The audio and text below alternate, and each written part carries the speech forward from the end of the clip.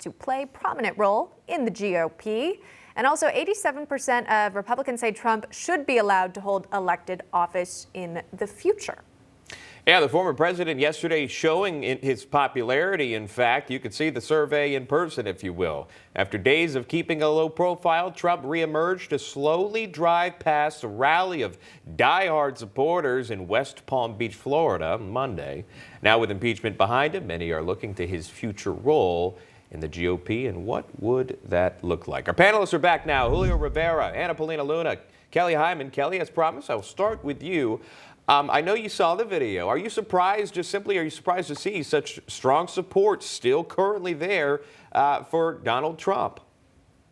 Well, I think with any poll, as you know, there's a margin of error, but we also have to remember in that poll as well, a majority of Americans think that Trump should no longer hold office.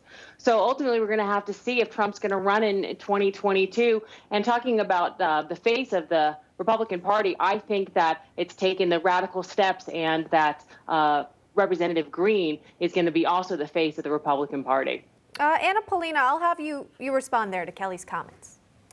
I mean, it's so weird because, I look at this from a strategist perspective, but then also to someone who is a candidate and directly interacting with voters. And there seems to be this rift among, I think, the Republican base and then those that, are in the political sphere of that, in my opinion, the Republican Party is no longer the chattering class and the yacht club parties. It is now, I think, the working class, blue collar, beer drinking, denim wearing voters that I think have really taken over and infiltrated the GOP. And I consider myself one of those people, an average American that's just hoping to keep big government out of my personal life, lower taxes, and someone that really has an invested interest in protecting the Constitution. So I think that there's a lot of minorities. I think that there's this young, fresh voice for the GOP, and I hope to be a part of that alongside working with President Trump.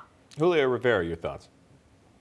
Yeah, I think it's kind of ridiculous what Kelly said, because if you look at it, the election was only a few months ago. It was only about three and a half months ago. And President Trump got upwards of about 75 million legitimate votes. So I think if you ask a survey of Republicans, of course you're going to get an overwhelming majority that still want President Trump. They would love for him to still be president today. Obviously, if circumstances were a little bit different in some of these states, in some of these swing states where especially it was very, very close, President Trump still would have been president of the United States. But listen, he's the spirit, he's the soul of modern republicanism. As Anna points out, as far as, the blue collar average American, the entrepreneur, the small business owner, that's what President Trump and really the values of republicanism are supposed to represent. But then you have the Mitt Romneys and the Mitch McConnells, and you have that sort of yacht club class of Republican. But I mean, I think the people are firmly with, President Trump's version. And I think the candidates that run on that platform in 2022 will do a lot better. I'd like to see some of these establishment Republicans get primaried, and hopefully we can have a brand new Congress and a brand new ideology, permeating in the GOP starting in 2022. Lindsey Graham was asked about this, and he sort of dispelled any doubts about former President Trump's role in the Republican Party. Here's what he had to say.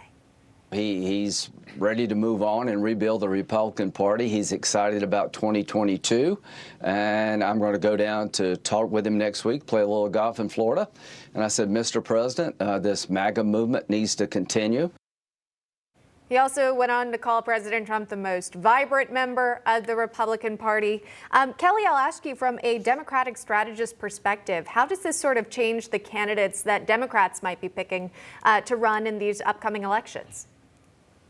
I don't think it changes anything. I think we all believe that Trump's going to run in 2024, and possibly his daughter-in-law is going to run as well. And so, and there's also some talks about Trump's daughter running in Florida.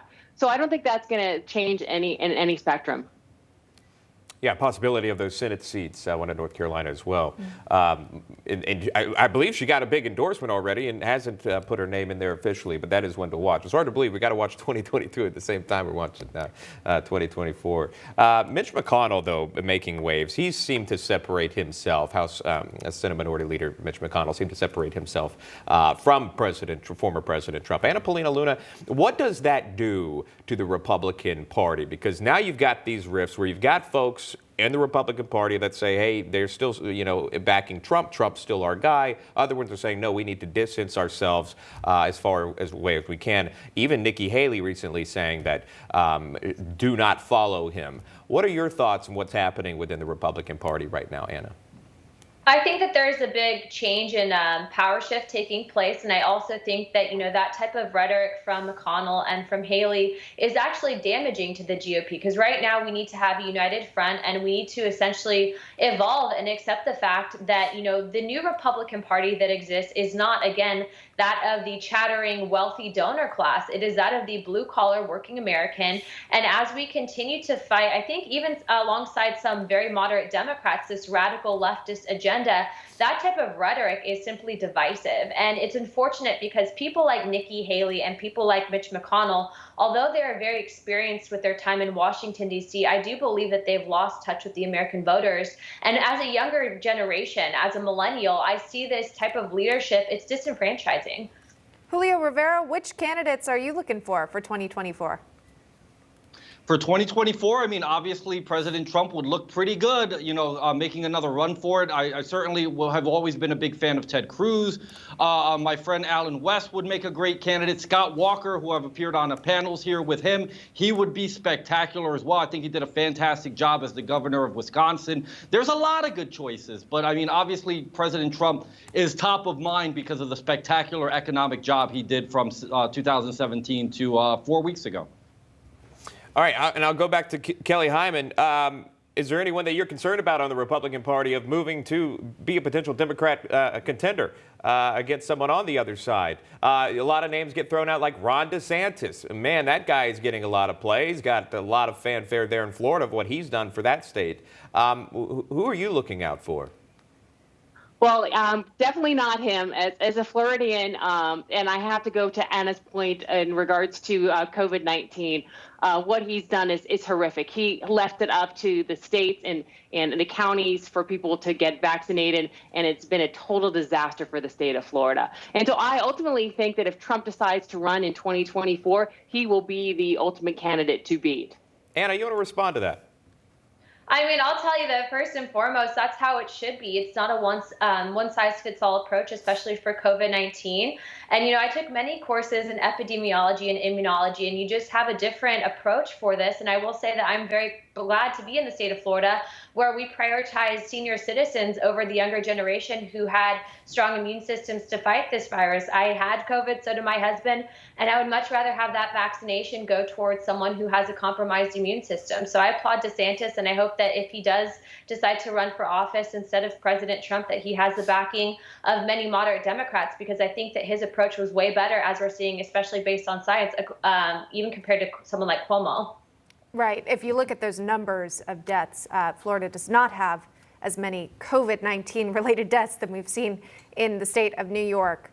Kelly Hyman, Julio Rivera, Anna Paulina Luna, we're out of time for this panel, but we do appreciate you taking the time and joining us today. Take care, everyone. Thanks. Thank you so much. Thank you. You as well. All right.